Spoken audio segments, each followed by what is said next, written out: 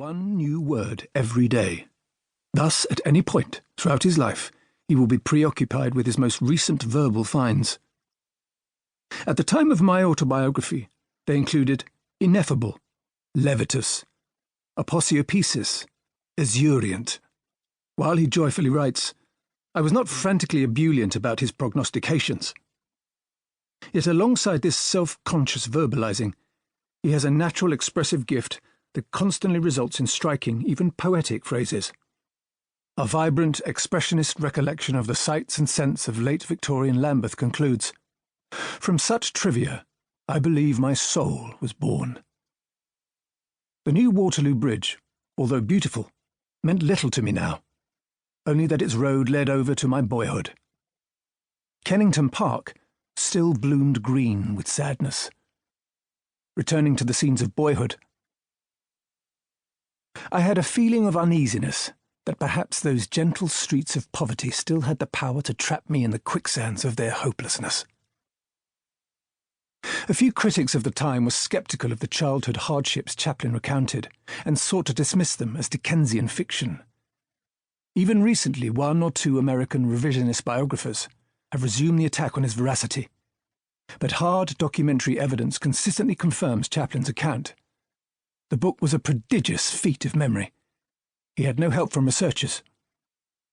When he wrote, the studio archives, kept in his home from Vevey, constituted a vast, virtually inaccessible mass.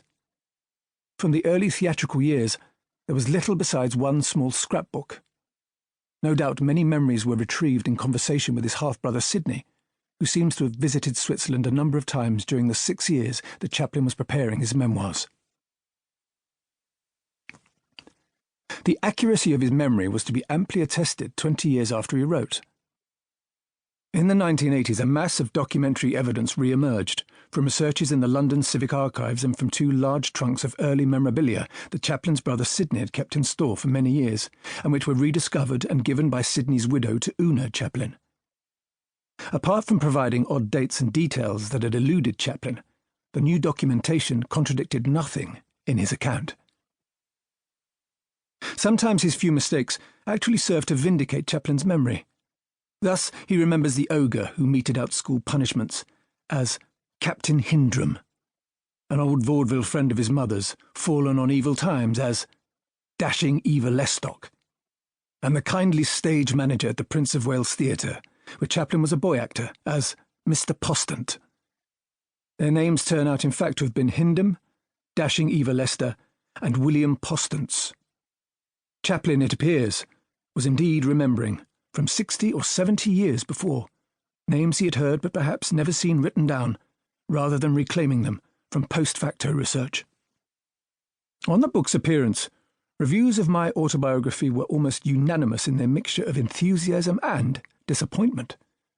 The opening chapters represent the last great Victorian autobiography, a first-hand account, rich in colour and chiaroscuro, of life in the poor streets of a 19th-century London that was still not far from Dickens and Mayhew. The young Chaplin's fortunes change when he becomes a professional in the English music hall at the height of its Edwardian glory. Vaudeville tours bring the discovery of America. At last, California, a paradise of sunshine, orange groves, vineyards and palm trees stretching along the Pacific coast for 1,000 miles. From vaudeville, he risks a leap into the dark to go into pictures, still in their infancy and in process of finding their ultimate home on the West Coast. In those days, Beverly Hills looked like an abandoned real estate development. Sidewalks ran along and disappeared into open fields and lampposts with white globes adorned empty streets. Most of the globes were missing, shot off by passing revellers from roadhouses. In this virgin land, and the new medium of movies still striving to discover its rules, largely under the lead of the great D.W. Griffith, whom Chaplin somewhat patronisingly credits with an original touch, Chaplin finds his destiny.